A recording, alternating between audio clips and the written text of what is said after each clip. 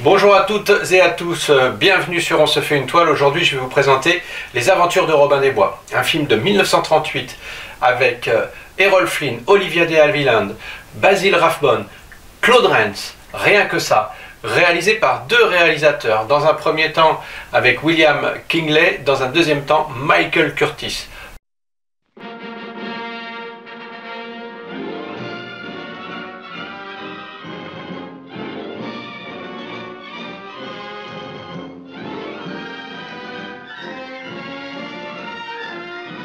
England, in the gallant days when history hung on the flight of an arrow or the slash of a sword, when feudal barons ravaged the countryside to live in pomp and splendor, when one man alone dared challenge the might of his country's oppressors, Robin Hood, outlaw of Sherwood Forest, and his stalwart band, robbing the rich to feed the poor, ready to fight for king, for country, or for maiden fair. Now, this forest is wide. It can shelter and clothe and feed a band of good determined men. Good swordsmen, good archers, good fighters. Are you with me? It's Errol Flynn as Robin Hood, Olivia de Havilland as Maid Marian, Claude Rains, Basil Rathbone, and a cast of thousands, reliving history's most colorful adventure.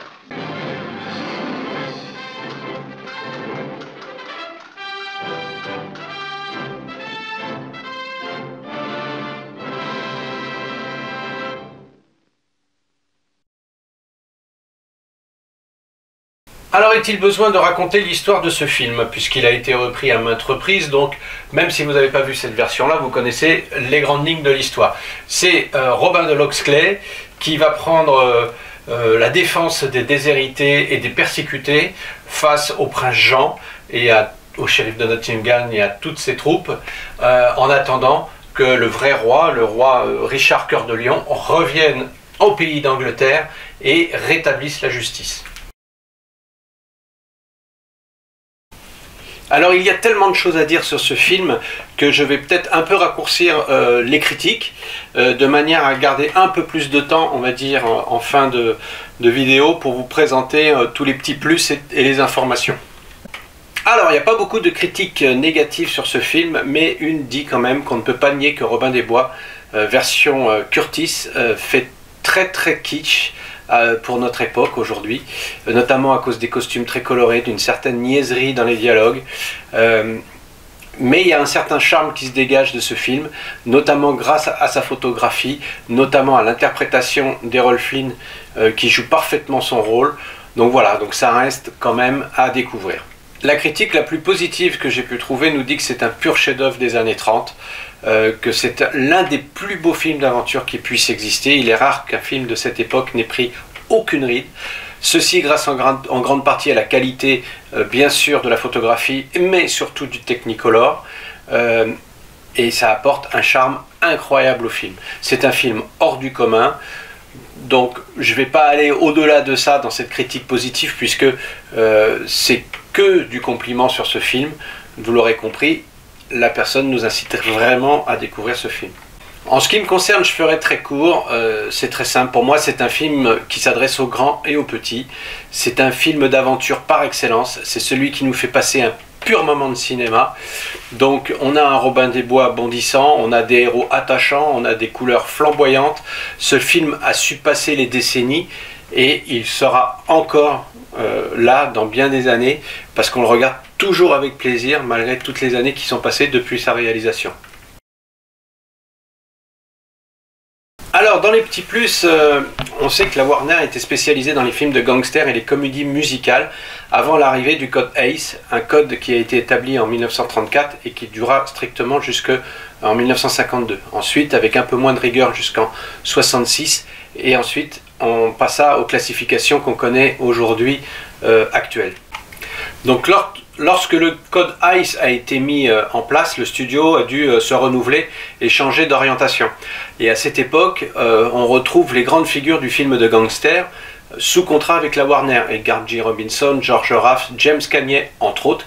Et d'ailleurs, c'est ce dernier qui est pressenti pour jouer le rôle de Robin des Bois. Il devait être accompagné de toute cette bande pour jouer ses compagnons. Mais La Fugue de Mariette, un film de cette époque, donc produit par un studio concurrent, a remporté un vif succès. et c'était une opérette. Et donc Warner, qui avait les droits de l'opérette de Robin des Bois, s'est dit tiens, et si on n'en faisait pas une opérette sur Robin des Bois, sachant que James Cagney sait danser. Donc ils ont trouvé un petit peu le filon. Donc, mais problème, à cette époque, c'est la MGM, la Metro-Goldwyn-Mayer, qui détenait les droits, on va dire, du scénario, et la Warner détenait les droits de la musique de l'opérette.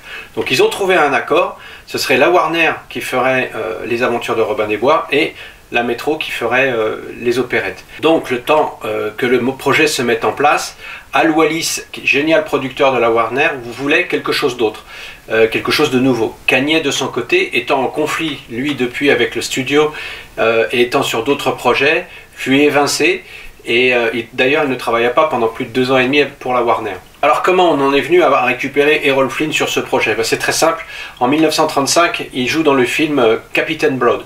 Il arrive de son Australie natale, il joue ce premier rôle et d'un seul coup il est propulsé comme vedette parce que le film remporte un grand succès.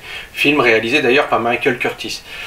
Il fait un second film, La charge de la brigade légère, toujours sous la houlette de Michael Curtiz, et à nouveau grand succès. Donc il est décidé que ce sera lui l'interprète de Robin des Bois. Donc une fois que le projet est sur les rails, Al Wallis décide de le faire en Technicolor. C'est une nouvelle méthode à cette époque-ci et qui coûte très cher.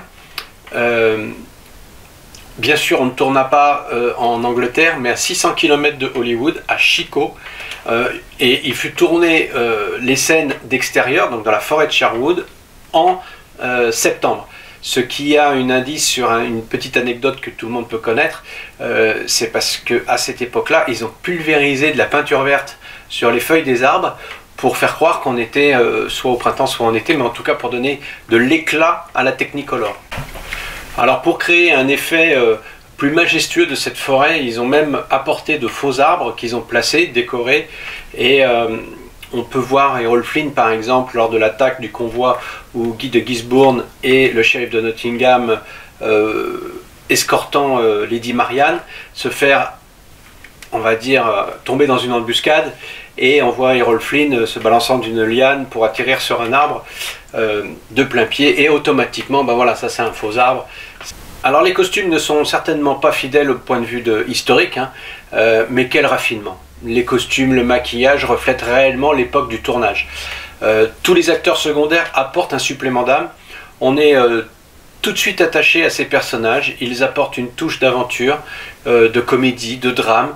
C'est une distribution parfaite. Parmi eux, on retrouve Claude Rains dans le rôle de Prince Jean, Eugène Lapalette dans le rôle de Frère Tuck et surtout Alan Hale dans le rôle de Petit Jean. Rôle qu'il tiendra par 3 fois au cinéma, une fois en 1922 dans le Robin des Bois muet, une fois donc en 1938 et une autre fois en 1950 dans La Révolte des Gueux. Côté réalisation, c'est William Kingley qui commença le film et il fut remplacé en cours de route car Al Wallis, le producteur, trouvait que son cinéma était, sa façon de tourner était sans panache, sans style. Et donc il a aussi accumulé des retards et fait des dépassements de budget. Donc c'est Michael Curtiz qui vient à la rescousse. C'est un artisan du cinéma, un touche-à-tout, un réalisateur polyvalent.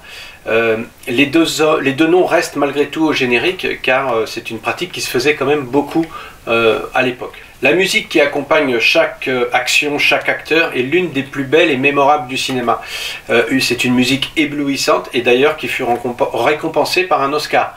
C'est donc une super production, une grande attraction qui coûte 2 millions de dollars en 1938. Il faut savoir qu'à cette époque-là, quand on allait au cinéma, ça coûtait 10 cents, 25 cents maxi. Donc c'est le film le plus coûteux de l'histoire du cinéma. Après plusieurs projections test dans les cinémas de différentes villes, le film ne fut même pas retouché, il était impeccable tel qu'il était et il a fait un succès considérable.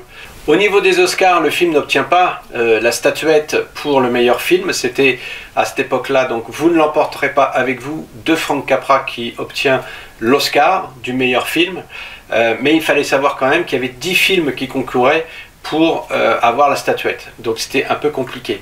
Mais le film remporta vraiment un succès considérable. D'ailleurs, il ressortit en 1948 avec une nouvelle copie et à nouveau, le succès était là. Olivia de Havilland était mécontente des rôles que le studio lui donnait et elle fit un procès, c'était un gros risque, si elle perdait sa carrière était terminée quoi. Et donc elle a eu le cran d'affronter Jack Warner et elle a gagné. Ensuite, Errol Flynn, lui, n'était pas content parce que lorsque Curtis a été affecté, on va dire, au projet, eh ben, Flynn n'aimait pas ses méthodes de travail, il les trouvait dictatoriales. Et les deux se sont souvent affrontés, notamment sur le tournage du précédent film, La charge de la brigade légère, parce que Errol Flynn étant lui un cavalier émérite, il prenait soin des chevaux, et pendant le tournage, il y a eu énormément de chevaux de blessés, énormément de chevaux morts, et Curtis s'en foutait royalement. Et là, c'était vraiment un sujet de conflit entre les deux. Il faut savoir aussi qu'en termes de conflit, c'était pas forcément évident, puisque Errol Flynn s'est marié à l'ex-femme de Michael Curtis. Donc pour avoir une bonne entente, c'était quand même compliqué. Malgré tout, ils ont tourné 12 films ensemble. Donc Errol Flynn et Olivia de Havilland, pour eux, ils tourneront 8 films ensemble et ce Robin des Bois n'est que le 3e. Alors pour conclure, c'est un film qui vous divertira toujours. Il est magnifique, il est magique, divertissant et même après tant d'années, le film ne paraît pas daté. Alors, le raffinement des costumes, la technicolor, la fraîcheur que dégage ce film, et bien sûr Errol Flynn dans l'un de ses meilleurs rôles. Et bien que les suites, des remakes, des relectures des aventures de Robin des Bois soient sorties depuis, certaines ont un certain intérêt, d'autres beaucoup moins. Aujourd'hui, si on devait en retenir qu'un, ce serait celui-là. Voilà. C'est tout pour aujourd'hui, j'espère que je vous ai donné envie de voir ce film si vous ne l'avez jamais vu. Pour ceux qui l'ont déjà vu, j'espère que ça vous donnera envie de le revoir à nouveau. Cette âme d'enfant que nous nourrissons, nous, en voyant ce genre de film, il faut la préserver. J'espère que vous avez appris 2-3 petites choses. N'hésitez pas à liker, partager, commenter, vous faites comme d'habitude. Et je vous dis à très bientôt pour un nouveau film sur On se fait une toile. Ciao, ciao!